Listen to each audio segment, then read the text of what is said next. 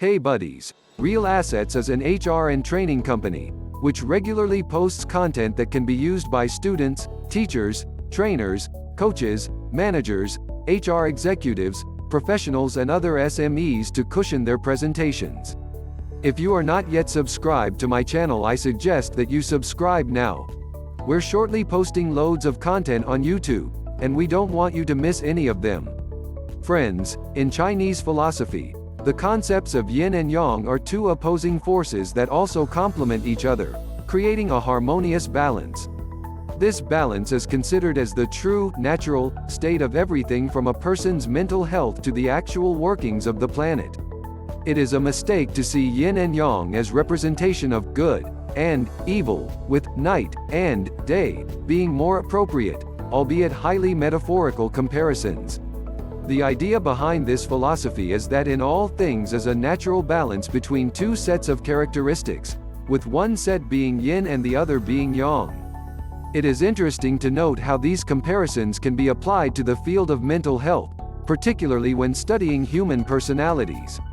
Take note that by no means is any of the following to be considered concrete, scientific doctrine. However, it does present an alternative avenue to the study of the various personality and psychological traits that make up human beings. Used in the context psychology, students are taught that a person's yin aspects represent the feminine side of a psyche.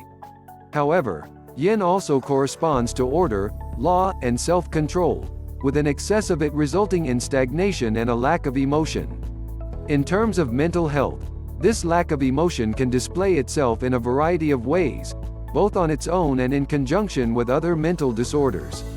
For example, an excessive focus on what are considered a person's yin traits, when combined with status anxiety, can result in a person showing excess duplicity and ruthlessness in his attempts to retain or improve his perceived station in life.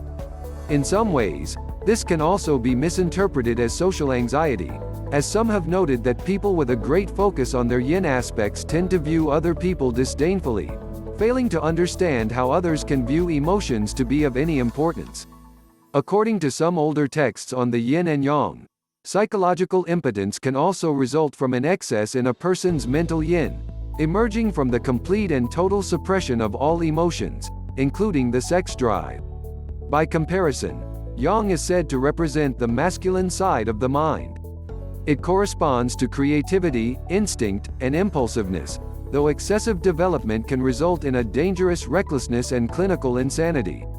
Seen through the lens of mental health terms, this can result in some of the more common psychological disorders that people are aware of, as the yang aspects of a person are closely tied with the outer mental facade. Examples of effects of overdeveloped yang aspects can include anxiety disorders, separation anxiety, performance anxiety, depression, dissociative identity disorder, obsessive-compulsive disorder, and manic-depressive disorder. Mental health that is yang-dominated can often be seen as overtly dangerous, with individuals being more interested in the expression of their baser desires, which can manifest as a desire to do violence in certain individuals. Due to the outward nature of a yang-dominated psyche, the manifestations of excess are significantly easier to detect than in yin-dominated ones, which tend to exhibit more subdued, perhaps even hidden, deviancies from the cultural and social norm. A balance between yin and yang, theoretically, is present in most of the population. Yin and yang are cyclical forces, which can conveniently explain the inherent contradictions of the typical human being. According to the theories put forth by modern mental health experts who have merged Western and Oriental schools of thought, imbalances in either yin or yang can possibly lead to mental disorders. Theoretically, it is impossible for one side to be of such complete dominance that the other side is no longer present in a psyche. According to traditional concepts, even if one is shown to be dominant over the other, this is merely a disruption in the balance and not a complete absence of the side, showing that there is a continuous interplay between the yin and yang. For example, even the clinically insane occasionally exhibit signs of concern for their own well-being. This is taken as a sign that the yin still has influence over the person's actions, even in those who are mentally ill.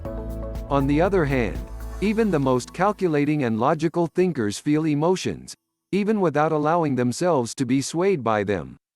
The concept of emotions, as well as the ability to recognize them, is taken as a Yang trait.